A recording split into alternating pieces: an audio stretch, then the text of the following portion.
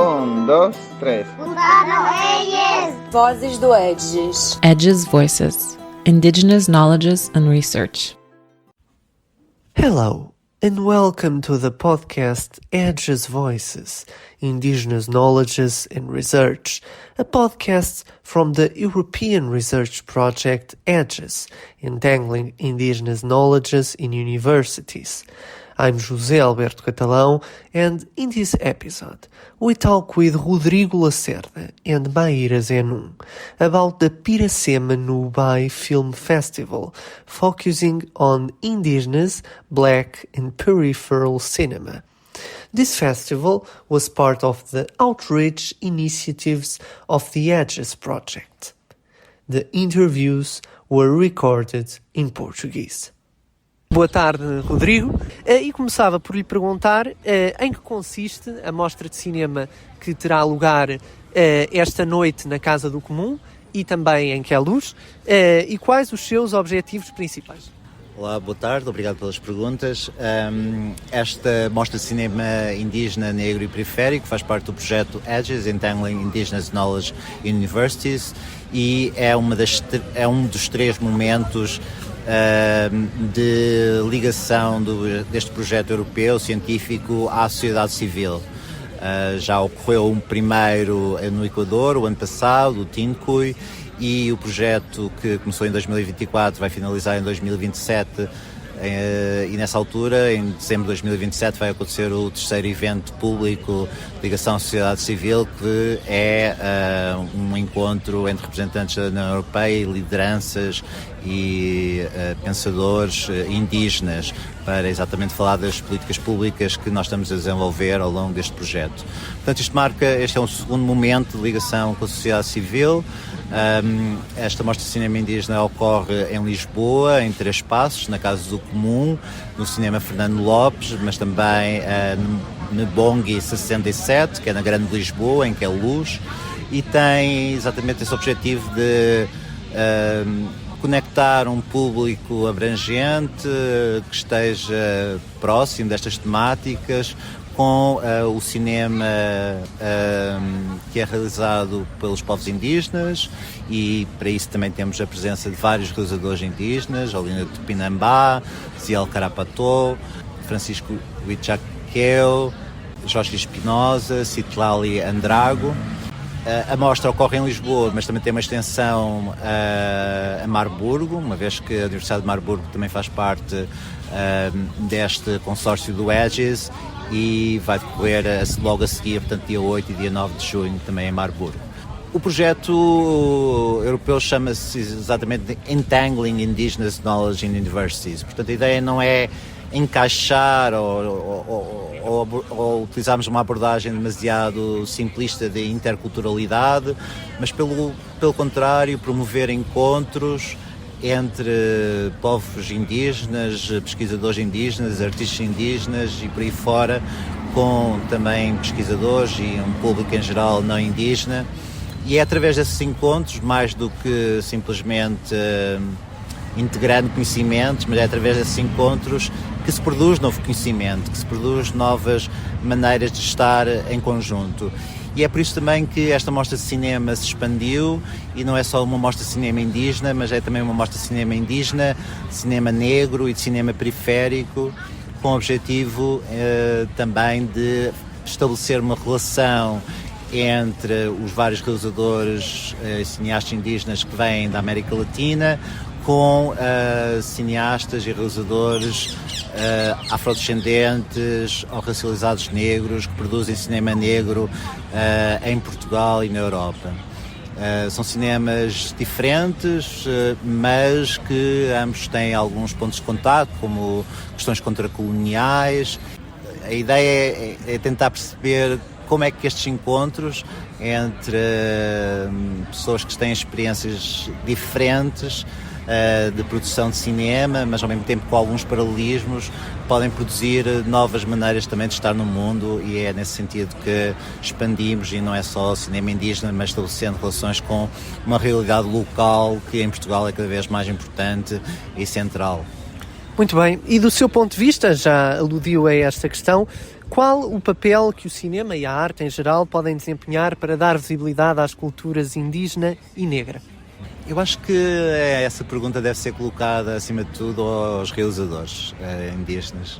Mas posso falar enquanto público e posso falar enquanto pessoa que tem trabalhado na academia e estudado e trabalhado com realizadores indígenas, especialmente no Brasil. O meu doutoramento foi exatamente sobre essa questão do cinema indígena em relação com o património. Eu acho que existem várias valências muito importantes do cinema indígena. Em primeiro lugar, obviamente, uma grande diversidade.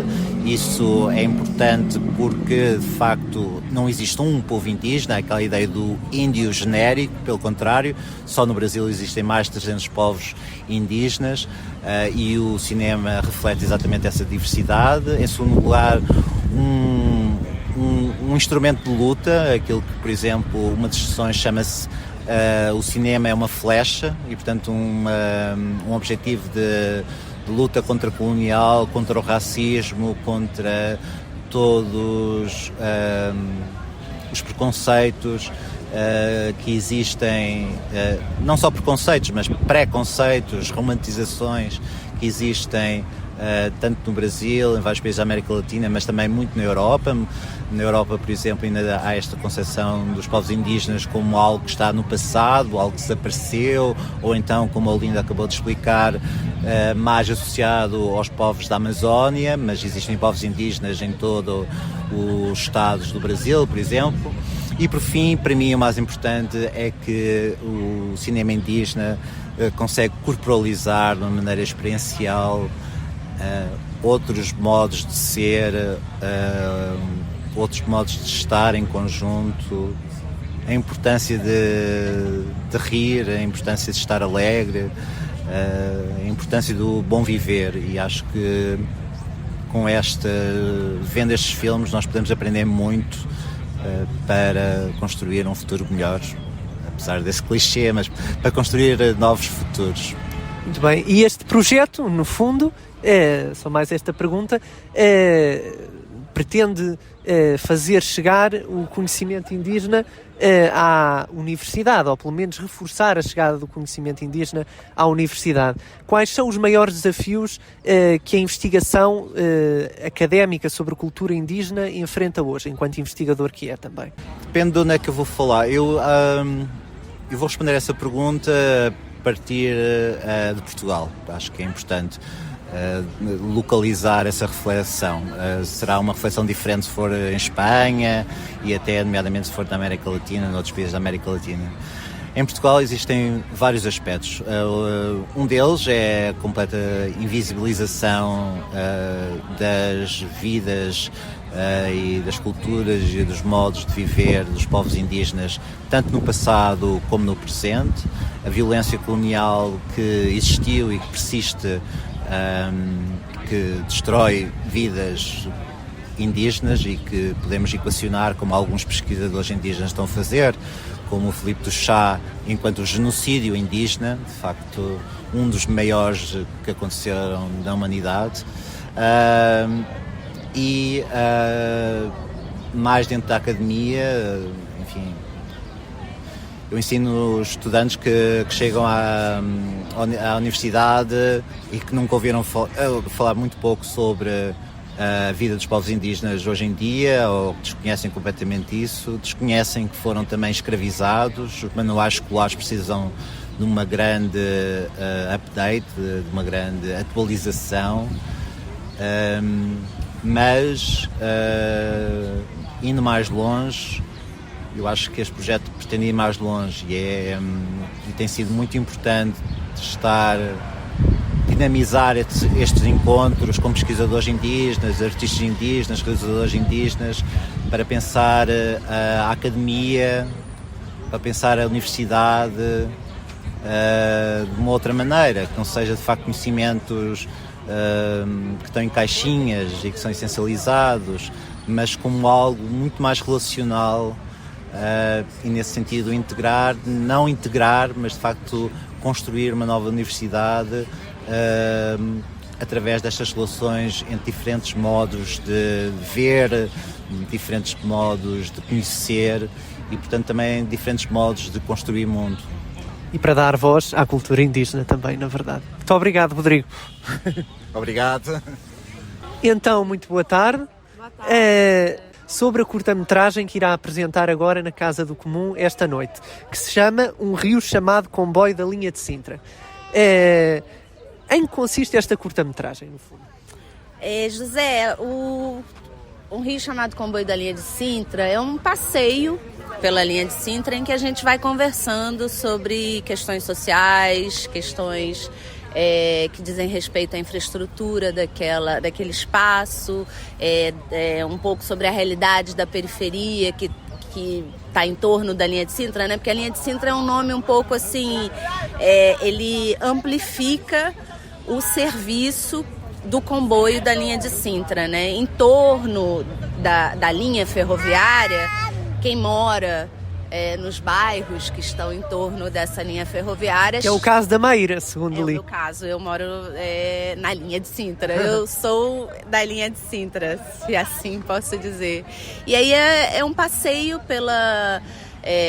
dentro da linha ferroviária, falando sobre o território periférico e a questão da população, da presença da população negra, a questão da imigração, a questão da vulnerabilidade a que a gente é submetido por uma série de questões de classe, trabalhistas, enfim. Eu vou batendo um papo com o Flávio Almada, que por acaso é meu marido. Muito bem. Então, e quais lhe parecem ser as potencialidades que o cinema pode desempenhar na divulgação da cultura negra, no seu caso, ou na cultura indígena, mas no seu caso na cultura negra, evidentemente?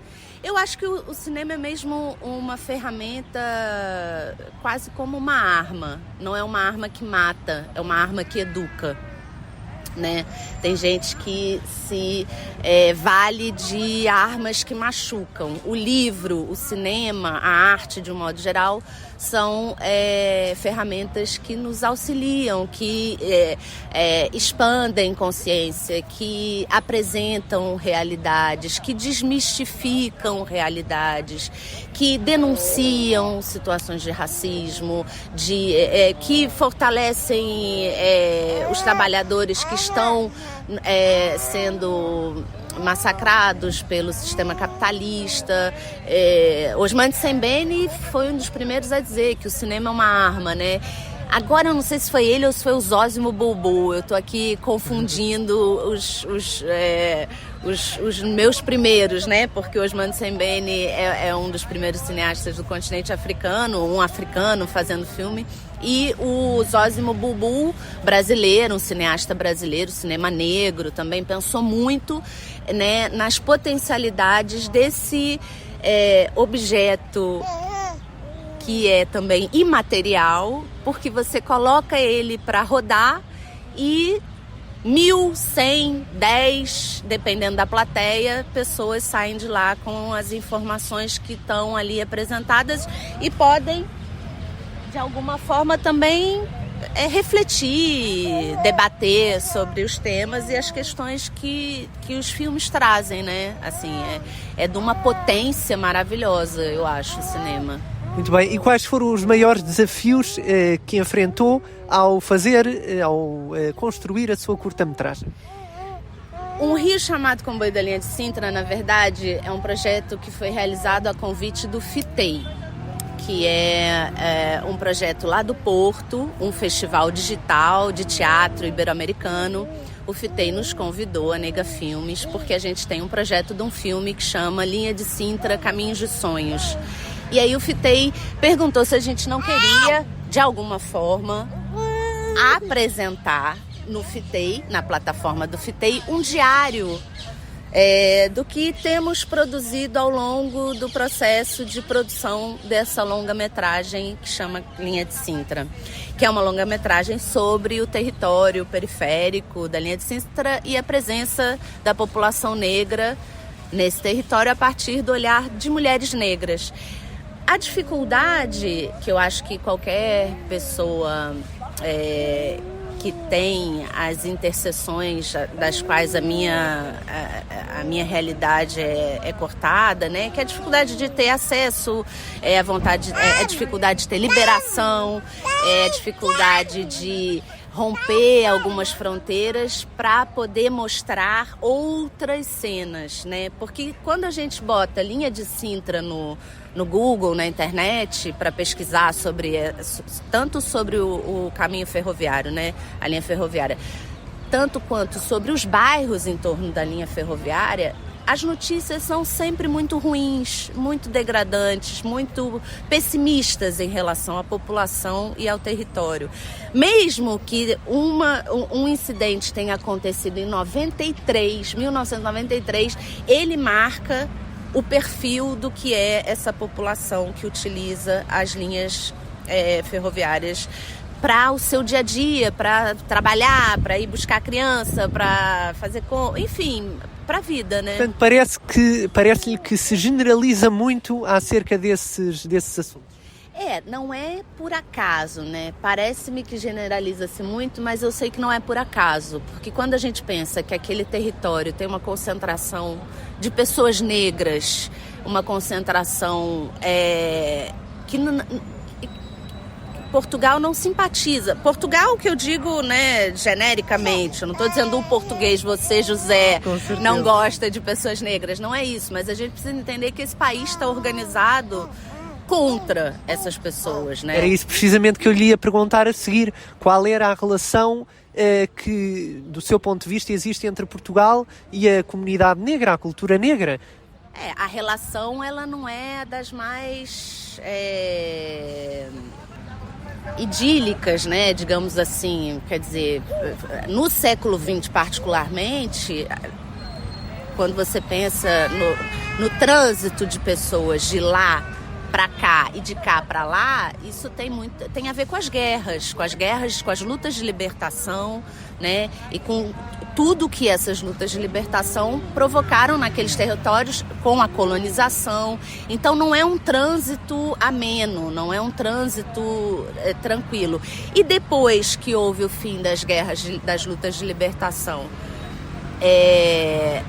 não houve uma estratégia de acolhimento, há uma estratégia de tolerância, mas a tolerância não recebe a 100% uma população para que ela se integre naquela sociedade e viva acessando os direitos dos quais a sua sociedade bancou, digamos assim, né? Porque muito do dinheiro para uma boa estrutura na Europa vem das colonizações no continente africano. Então não é uma relação amena. Poderia ser se estrategicamente o Estado português tivesse, mesmo com o 25 de abril, tivesse organizado para um acolhimento, para uma integração, mas não para tolerância, né? Então há uma série de mistificações que são repetidas, até nessas matérias sobre a linha de Sintra, por exemplo, de que é uma população criminosa, é uma população violenta, é uma população agressiva, mas pense um dia sem africanos em Portugal, né? E os trabalhos todos que são realizados por essas pessoas, né? E como é que esse país se vale desse trabalho, dessa força de trabalho para sobreviver economicamente, inclusive, né? São as senhoras que saem desses bairros da linha de Sintra e de outras periferias para limpar as casas, os escritórios, as fábricas, as oficinas, para fazer comida dos restaurantes, para servir as pessoas, o próprio comércio do turismo, né? Se você for ver quem está atendendo, são pessoas negras muitas vezes. E por que essas pessoas não se integram, não se... Quer dizer, não é uma questão de assimilá-las das suas culturas, aqui não, com certeza a questão não é cultural, não é de conflito cultural, porque diferenças culturais tem até numa cidade de pessoas nascidas num mesmo país, né? Eu sou do Rio de Janeiro, pessoas da Tijuca são de um jeito, pessoas de Copacabana são de outro jeito, culturalmente são diferentes. Não podem conviver por causa disso? Então não é essa a questão. A questão mesmo é do impedimento dessas pessoas de acessarem bens, serviços, direitos, documentação, tudo que é necessário para que a vida não emperre, né? Eu acho que é isso que a gente vive na linha de Sintra, que eu vejo enquanto uma mulher imigrante, uma mulher negra, que eu percebo, né, como há uma série de impedimentos burocráticos, jurídicos, que impedem que a vida seja plena. E isso gera conflitos. Para terminar, usou aí uma palavra muito curiosa, tolerância, porque muitas vezes nós associamos a palavra tolerância a um clima, digamos assim, mais, como direi, de aceitação da diversidade e de abertura ao pluralismo, etc. Neste caso, obviamente, étnico, estamos a falar da questão étnica e racial também. E foi muito curioso usar essa palavra porque lhe deu outro cunho, não é? Lhe deu um cunho mais ligado à desigualdade e não tanto à promoção da igualdade, não é? Olha, quando você fala assim, eu não tolero chuchu, não como chuchu de jeito nenhum, não gosto, não tolero. Mas eu tolero que botem cebola na comida. Eu até como se botarem cebola. É assim que eu entendo essa palavra, tolerância. A tolerância, ela não é aceitação, ela não é acolhimento, ela não é receber de braços abertos. Ela é tolerar. Você ali, eu aqui. Pessoas que são homofóbicas falam, eu até tolero os gays, contanto que não cheguem perto de mim. Eu tolero os negros, contanto que não cheguem perto de mim.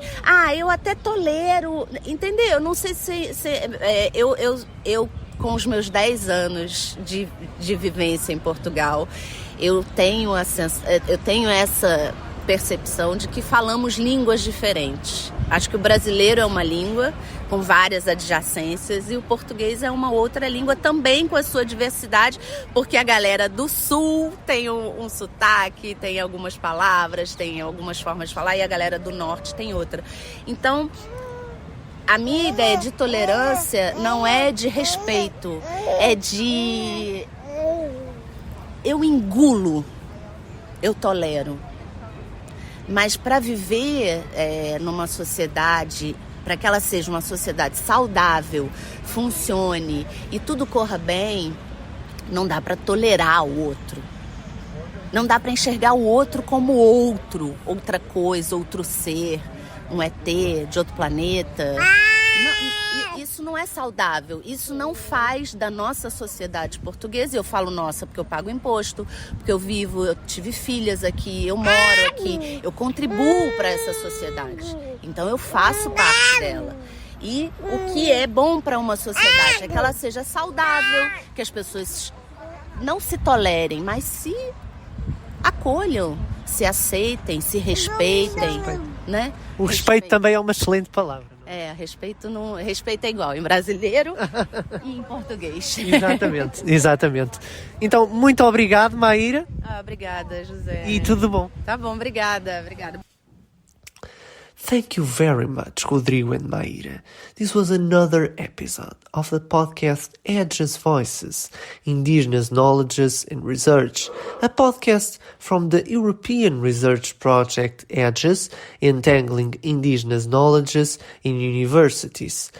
We hope you enjoyed it. Rodrigo Lacerda is an anthropologist and filmmaker. He holds a PhD in anthropology, politics and practice of culture and museology from Nova FCSH and Isqueté IUL, and a master's degree in anthropology, specializing in visual cultures from Nova FCSH. His PhD focused on the relationship between indigenous cinema and heritage in Brazil. He is a researcher at CRIA Nova FCSH Into Past and a visiting assistant professor at Nova FCSH since 2017. He has directed 8 documentaries and collaborated on several film productions in Portugal, the United Kingdom and Brazil, in the latter case with indigenous filmmakers. His areas of research are visual anthropology, indigenous cinema, indigenous ethnology and heritage. Maíra Zenon is a multi-artist, sociologist, curator and poet from Brazil. She was born in Rio de Janeiro, raised in Petrópolis, grew up between Brasília and Goiás, and now lives in Linha de Sintra, Portugal. She has a PhD in film sociology and has also completed artistic residencies and free courses in multimedia, education, performance and poetry. In 2016, she participated in the creation of Nega Filmes, a collective of black women who produce films, photo essays, performances, books, teach courses, and organize film cycles. She is part of the Cine Clube de Linha de Sintra. She participates in IMUN, Instituto da Mulher Negra, UNA, União Negra das Artes, and Coletivo Mebongi 67. She is part of the Filmaspora FCT project as a scholarship holder. She is the author of 2 books, has participated in several poetry anthologies, and has published essays and scientific articles. Please leave your comments and follow us. We'll be back soon with new conversations about indigenous knowledges. See you then.